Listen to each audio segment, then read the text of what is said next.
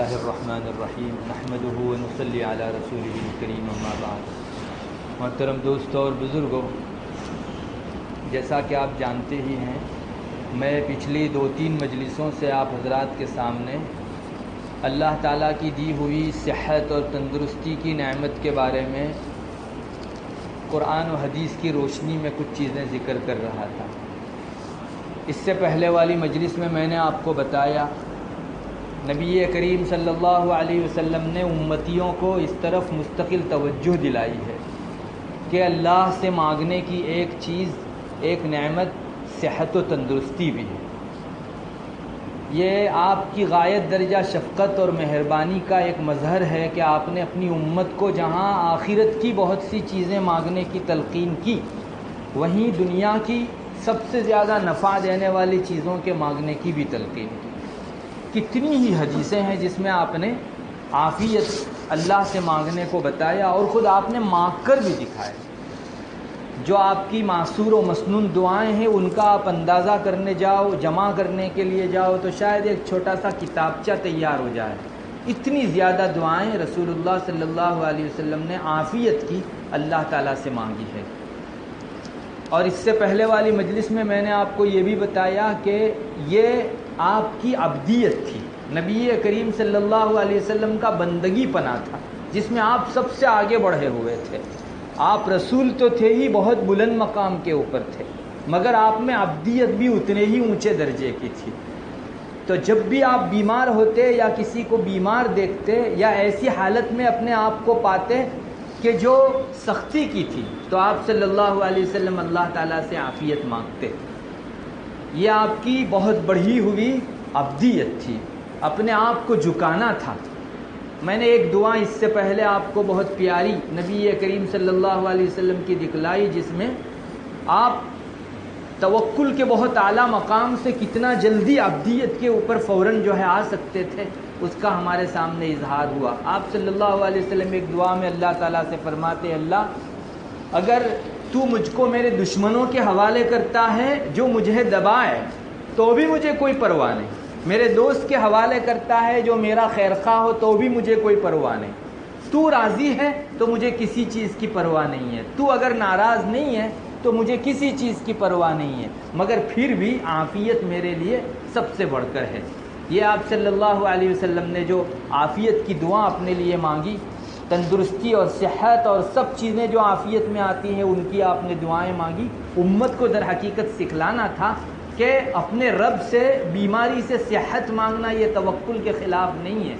آپ توکل کے اعلیٰ مقام پر تھے، مگر اس کے باوجود بھی اللہ تعالیٰ سے صحت و تندرستی اور عافیت مانگ رہے ہیں۔ چونکہ بعض مرتبہ شیطان ہم کو شبہ دلاتا ہے کہ اللہ کی طرف سے آئی ہوئی بیماری میں اللہ تعالیٰ کے حضور ہاتھ اٹھانا کہ اللہ اس کو دور کر دے، یہ تو صبر کے اور توکل کے خلاف معلوم ہوتا ہے، مگر یہ انہی لوگوں کا حصہ تھا۔ حضرت نبی کریم صلی اللہ علیہ وسلم نے اور ہمارے بڑوں نے ہمارے سامنے یہ بات بہت کھول کر رکھ دی کہ آپ کو لگنے والی بیماری میں اگر آپ اللہ تعالیٰ کے حضور یہ کہہ رہے ہیں کہ اللہ میری بیماری دور کر دے، تو نہ تو یہ توکل کے خلاف ہے اور نہ یہ صبر کے خلاف ہے، انسان کے صبر کے خلاف بھی نہیں۔ اپنے رب سے مانگنے کے اندر انسان کو بالکل دریغ نہیں کرنا چاہیے، ہر موقع کے اوپر اپنے رب سے ضرور مانگنا چاہیے۔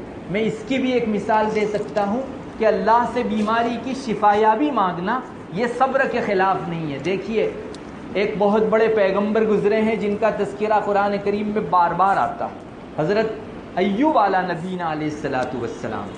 قرآن کریم نے ان کا قصہ جگہ جگہ کے اوپر نقل کیا ہے۔ حضرت ایوب کے بارے میں مشہور ہے، ہم میں سے بہت سے عوام بھی بولتے رہتے ہیں یہ تو صبر ایوب ہے، ایوب جیسا صبر کرتا ہے۔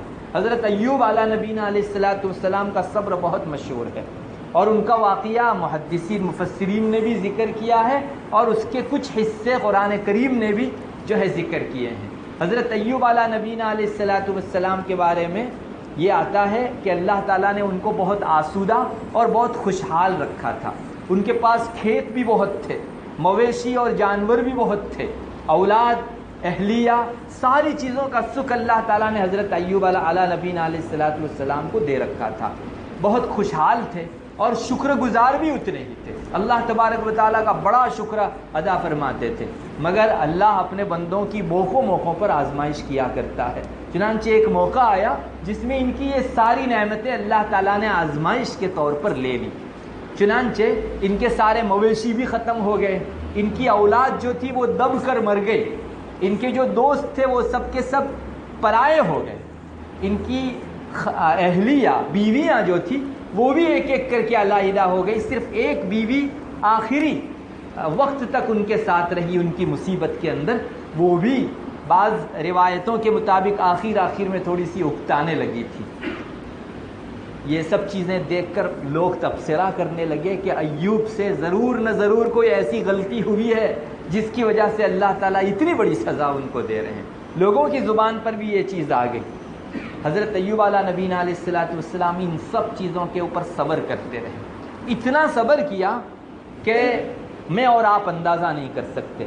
ان کی بیماری بھی اتنی لگ گئی تھی، بعض روایتوں کے مطابق ان کو اپنے بدن کے اوپر آبلے پڑ گئے تھے، جیسے پھوڑا ہو جاتا ہے وہ آبلے پڑ گئے تھے، اور بعض پھوڑوں کے اندر کیڑے بھی پڑنا شروع ہو گئے تھے۔ اب آپ سمجھ سکتے ہیں کہ ایک شخص اللہ تبارک و تعالیٰ کے حضور ان چیزوں پر صبر کرے تو کس درجے کا بڑا صبر ہوگا۔ سارے ہی حالات ان کے اوپر آئے، لوگ بھی اپنی زبان سے کہنے لگے کہ ایوب سے کچھ نہ کچھ چوک اور غلطی ہوئی ہے۔ ان کا صبر وہ تھا جس کو قرآن کریم نے سند کے طور پر کہہ دیا۔ اللہ تعالیٰ فرماتے انا وجدناہ صابرا نعم العبد انہ اواب، ہم نے ایوب کو صبر کرنے والا پایا، بہت اچھے بندے تھے اور اللہ کے سامنے بہت گڑ گڑانے والے تھے۔ جو قرآن حضرت ایوب علیہ السلام کو ایک طرف ان کے صبر کرنے والا ہونے کی سند دیتا ہے، وہی قرآن دوسری جگہ ان کی یہ دعا بھی نقل کرتا ہے۔ حضرت ایوب علیہ السلام نے اللہ تعالیٰ سے یہ مانگا تھا وَأَيُّوبَ إِذْ نَادَى رَبَّهُ أَنِّي مَسَّنِيَ الضُّرُّ وَأَنْتَ أَرْحَمُ الرَّاحِمِينَ۔ ایوب علیہ السلام نے اللہ تعالیٰ سے یہ دعا مانگی تھی، اللہ مجھے تکلیف پہنچی ہے، میں بیمار ہو گیا ہوں، مختلف قسم کی پریشانیوں سے گھر گیا ہوں، تو میری تکلیف کو دور کر دے، بڑا سب رحم کرنے والوں میں سب سے بڑا رحم کرنے والا ہے۔ فاستجبنا له فكشفنا ما به من ضر وآتيناه أهله ومثلهم معهم رحمة من عندنا وذكرى للعابدين۔ قرآن کریم نے یہ بھی نقل کیا، اللہ فرماتا ہے کہ جب انہوں نے دعا مانگی تو ہم نے ان کی تکلیف ختم کر دی۔ چنانچہ دوسری جگہ 23ویں پارے میں قرآن اس کا بھی کچھ نقشہ ذکر کرتا ہے۔ اللہ تعالیٰ نے فرمایا کہ ایوب تم زمین کے اندر اپنا پاؤں مارو۔ جو ہی حضرت ایوب علیہ السلام نے پاؤں مارا، وہاں سے ایک بہت شفاف اور صاف پانی کا ایک چشمہ ابل پڑا، اور اس سے انہوں نے اپنے بدن کو دھویا تو ساری بیماری یکلخ ختم ہو گئی۔ یہ اللہ تبارک و تعالیٰ کی طرف سے ان کے اوپر نعمت و انعام بھی تھا۔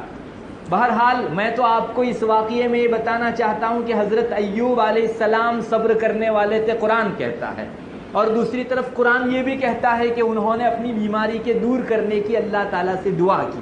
ان دونوں کو آپ جوڑو تو ہماری سمجھ میں یہ بات بہت صاف آتی ہے کہ اللہ سے اپنی بیماری دور کرنے کی دعا کرنا یہ صبر کے خلاف نہیں ہے، ورنہ حضرت ایوب علیہ السلام صابر نہ کہلاتے۔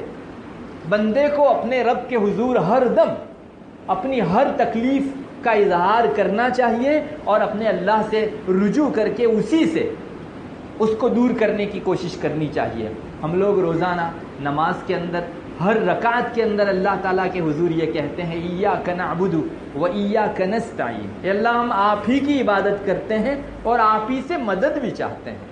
یہ بندگی کا بہت اعلیٰ درجہ ہے کہ بندہ ہر موقع کے اوپر اللہ تعالیٰ کی طرف رجوع کرے، اس لیے یہ ہرگز توکل اور صبر کے خلاف نہیں ہے۔ بہرحال اب تک کی جتنی حدیثیں اور چیزیں آئیں اس سے ہم کو یہ اندازہ ہوتا ہے نبی کریم صلی اللہ علیہ وسلم نے امتیوں کو اس طرف خصوصی توجہ دلائی تھی کہ وہ اللہ تعالیٰ سے جہاں اور نعمتیں مانگا کریں وہاں اللہ تعالیٰ کے حضور عافیت اور تندرستی بھی مانگا کریں۔ نبی کریم صلی اللہ علیہ وسلم نے عافیت کے سلسلے میں، تندرستی کے سلسلے میں ایک اور چیز کی طرف بھی ہم کو متوجہ فرمایا، وہ یہ کہ عافیت کی اور صحت کی ہم لوگ قدر کریں۔ چنانچہ کتنی ہی روایتوں میں آپ نے امتیوں کے سامنے یہ بات رکھی کہ تمہیں اپنی صحت کی قدر کر لینی چاہیے۔ عام طور پر جیسا کہ اس سے پہلے بھی میں بتا کر آیا ہوں، انسان کے پاس پہلے سے جو چلتی آ رہی نعمت ہوتی ہے اس کی عام طور پر انسان کو قدر نہیں ہوتی۔ ایک سامنے سے نئی ملنے والی نعمت کی انسان خوب قدر کرتا ہے. جیسے کہ آپ کو کسی نے پیسے دیے تو آپ جزاک اللہ بھی کہیں گے اور اس کی اچھی خاصی آپ کے دل و دماغ کے اندر قدر بھی ہوگی. مگر پہلے سے آباء و اجداد کی طرف سے چلی آ رہی کئی کروڑوں کی پراپرٹی، اس سلسلے میں نہ انسان کبھی مستقل نعمت ہونے کی حیثیت سے شکر گزاری کرتا ہے، نہ ہی اس کے دل میں ایک مستقل نعمت ہونے کا احساس رہتا ہے. یہ انسان کی کمزوری کہیے یا انسان کی فطرت کہیے، نئی ملنے والی نعمت کی وہ قدر کرتا ہے، کنٹینیو چلی آ رہی نعمت کی طرف اس کا التفات بھی نہیں ہوتا. یہ تو نبی کا حصہ ہے کہ وہ انگلی رکھ کر بتاتے ہیں کہ اس نعمت کی بھی قدر ہونی چاہیے. ہم کو صحت جب سے ہم پیدا ہوئے پہلے سے ہم کو ملی ہوئی ہے. الحمدللہ سب لوگ جب سے پیدا ہوئے ہیں اب تک صحت کے اندر ہے. ہمارا ہاتھ سلامت ہے، ہماری زبان، آنکھ، کان سب سلامت ہیں. اس نعمت کی قدر تو اس کو پوچھنا چاہیے جو آنکھ کے بغیر ہے، جس کو آنکھ کی نعمت ملی ہوئی تھی اور چھن گئی یا پہلے سے ہی ملی ہوئی نہیں ہے. اس شخص کو کان کی قدر پوچھیے جس کے کان ترس رہے ہیں کہ ایک مرتبہ اللہ تعالیٰ کے کلمات اذان کے میں سن لوں، جس کی نگاہیں ترس رہی ہے کہ میں اللہ کے گھر کو ایک مرتبہ دیکھ لوں، اپنے ماں باپ کو پیار کی نگاہ سے زندگی میں ایک مرتبہ دیکھ لوں. ہمیں اور آپ کو نگاہوں کی اور اس روشنی کی کیا قدر؟ آنکھ سے ہم لوگ، کان سے ہم لوگ جو سن سکتے ہیں اس نعمت کی ہمیں بھلا کیا قدر؟ اس کو قدر اس کی ہو سکتی ہے جس آدمی کے پاس یہ نعمت نہیں ہے.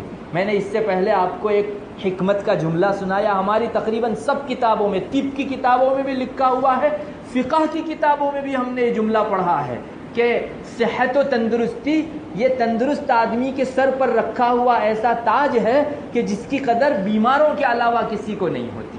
ایک تندرست آدمی کو یہ معلوم نہیں کہ میرے سر کے اوپر صحت و تندرستی کا تاج ہے. جو بیمار ہیں انہیں پتا ہے کہ اس کے سر کے اوپر کیا رکھا ہوا ہے. ہر آدمی اپنی صحت کی اگر سچ مچ قدر کرنا سیکھ جائے تو دنیا کے ساتھ ساتھ اس کی آخرت بھی بن جائے. نبی کریم صلی اللہ علیہ وسلم نے اپنے کتنے ہی ارشادات میں اس طرف بھی توجہ دلائی ہے. یہ آپ کا امتیوں پر احسان ہے، آپ نے وہ نعمتیں یاد دلائی جس کا نعمت ہونا بھی کسی کے دل و دماغ میں نہیں تھا.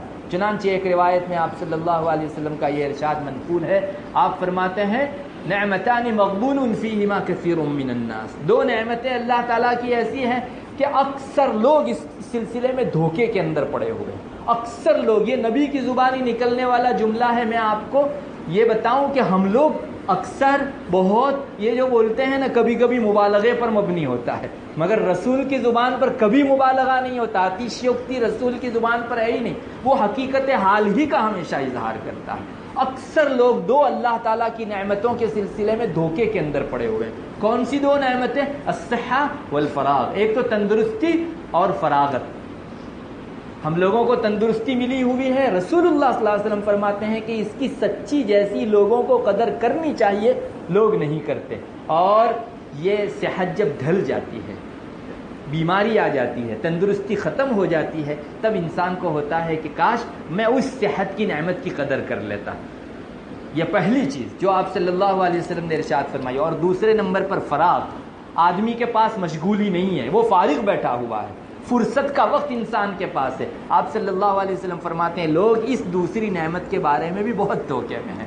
ہم خود کل گزشتہ ہماری جو 24 گھنٹے کی گھڑیاں گئی اس پر ایک نظر ڈالیں، کتنی ہی گھڑیاں ہماری ایسے ہی چلی گئی، یعنی نہ دنیا کے کام آئی اور نہ آخرت کے کام آئی. ہم فارغ بیٹھے ہوئے تھے، اسی فارغ گھڑی کے اندر ہم جیسے بہت سارے بندوں نے اللہ تعالیٰ کو راضی کر لیا، اپنی ضرورتیں اللہ سے مانگ لی، سبحان اللہ الحمدللہ کہہ کر اپنی آخرت کے اندر محل تعمیر کروا لیے، درخت لگوا لیے اور بہت ساری نعمتیں اللہ تعالیٰ سے پالی. لیکن ہم لوگوں نے اس نعمت فراغ کی قدر نہیں کی اور ایسے ہی ہماری یہ گھڑیاں گزر گئی. اگر آج ہم احتساب نہیں کریں گے تو آج کی گھڑیاں بھی ایسی جائے گی اور کل کی بھی ایسی جائے گی اور اس طرح سے زندگی ختم ہو جائے گی. آپ صلی اللہ علیہ وسلم توجہ دلا رہے ہیں کہ آپ، یہ بہت اچھی چیز ہے.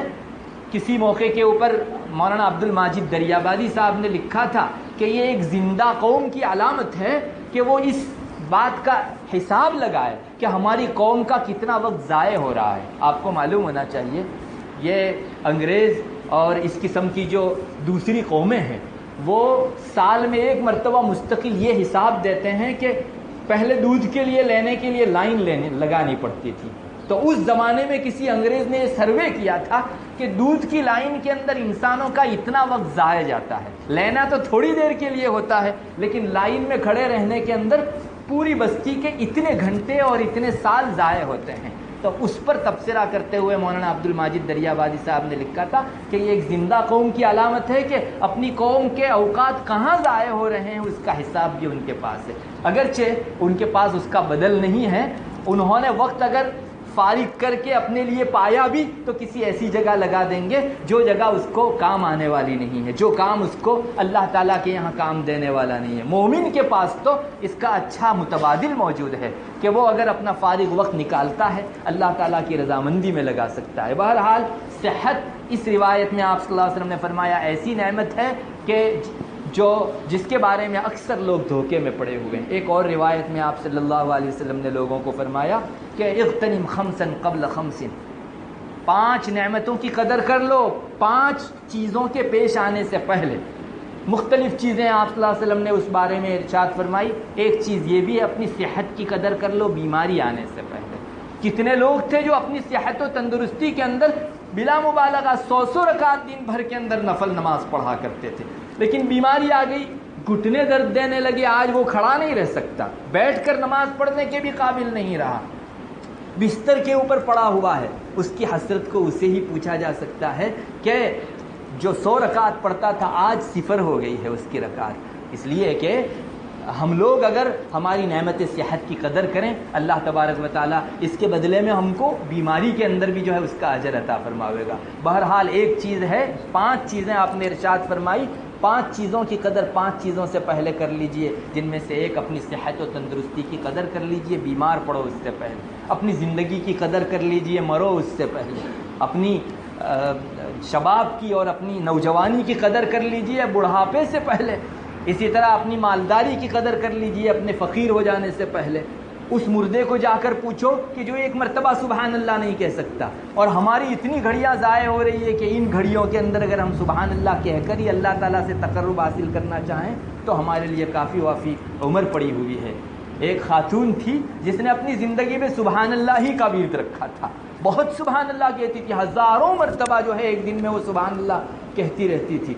اس کے بارے میں آتا ہے کہ اس کی نعش کو جب قبر کے اوپر رکھا گیا، آپ کو معلوم ہے جس وقت دفنانے کا موقع ہوتا ہے تو وہاں قبر پر جنازہ رکھا جاتا ہے، تو اس کی سبحان اللہ تعالیٰ کو اتنی پسند تھی کہ ابھی تو اس کی نعش رکھی گئی تھی، خود بخود وہ قبر کے اندر اتر گئی۔